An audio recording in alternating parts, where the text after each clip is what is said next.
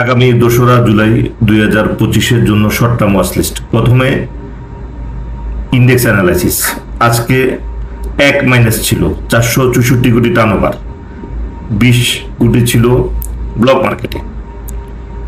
আজকের মার্কেটটা ছিল প্রফিট টেকিং মার্কেট। তো প্রফিট টেকিং মার্কেট হওয়ার পরেও আজকে লাস্টে আবার রিকভার করে নিয়েছে। এটার যে মূল কারণ ছিল শক্তিশালী এমএসিটি ছিল, এবং মার্কেট যে আপট্রেন্ড কনফার্ম করেছে সে এটা আজকে আবার প্রমাণ করে দিল। অর্থাৎ আমরা 2রা জুলাই থেকে দেখব মার্কেট আবার পজিটিভ ট্রেন্ডে চলে গেছে। তো আজকে আমরা যে ওয়াচ লিস্টগুলো দিব এটার মধ্যে শর্ট টার্ম এবং লং টার্ম দুইটাই থাকবে। তো প্রথমেই আসি হলো বিবিএস কেবল।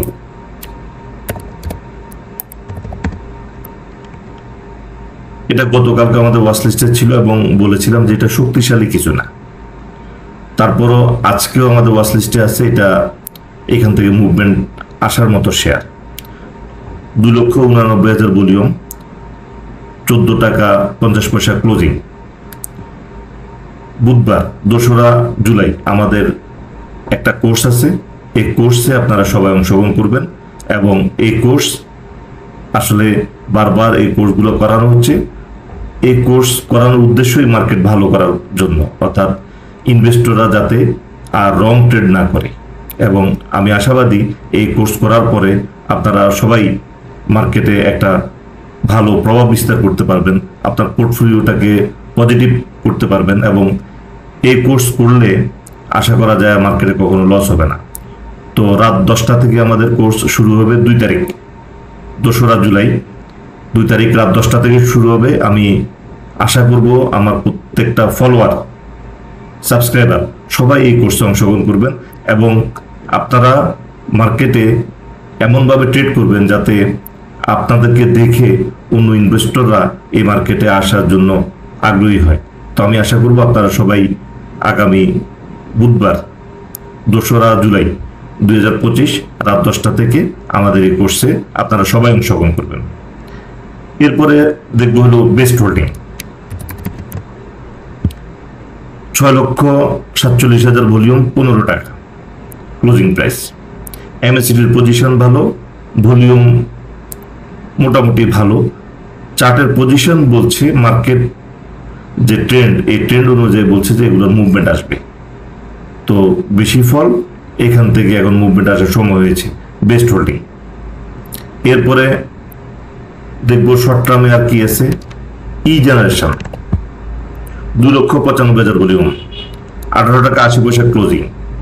এটার দুর্বল দিক হলো ভলিউমটা ভালো না, কিন্তু চার্টের পজিশন ভালো, এমএসিডি ভালো, আরএসআই ভালো, সব কিছু বিবেচনা আর অন্যান্য বিবেচনায় এটা আমরা বলতে পারি যে এখান থেকে মুভমেন্টে আসবে। তবে এখানে একটু ভলিউমের প্রয়োজন আছে এই শেয়ারটাতে। এরপর আসবো হলো জিপিএস ইস্পাত।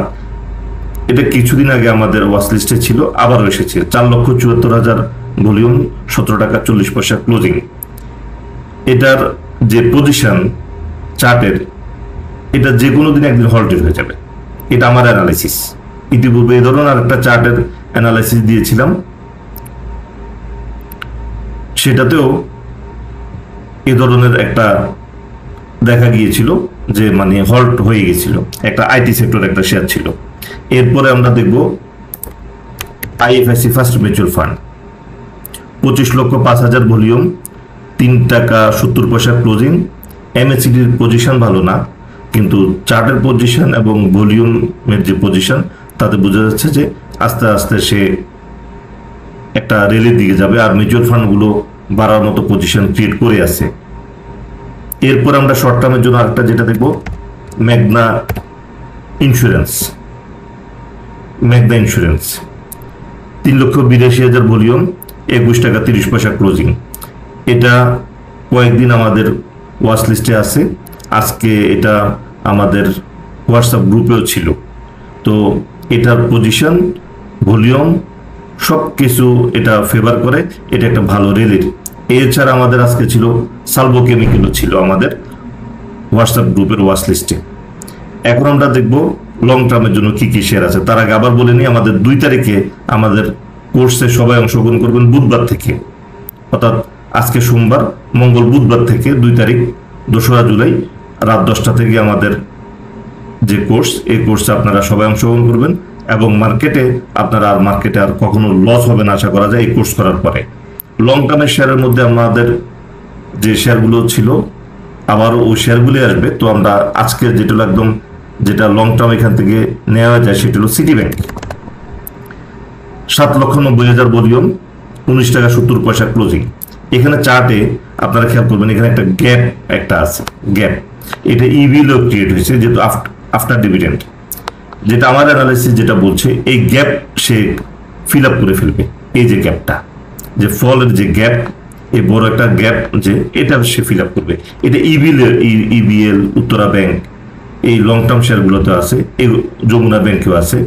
যেটা হলো আফটার ডিভিডেন্ড যখন বোনাস অ্যাডজাস্ট হয় তখন এই ধরনের একটা গ্যাপ ক্রিয়েট হয় ডাউন, যে অ্যাডজাস্টমেন্টের প্রাইসে। এই তাদের এমএসিডি পজিশন এবং চার্টের যে পজিশন, সে চার্টের পজিশন অনুযায়ী বলা যায় এটা এই গ্যাপটা তারা ক্রিয়েট করবে এবং খুব সহসায়।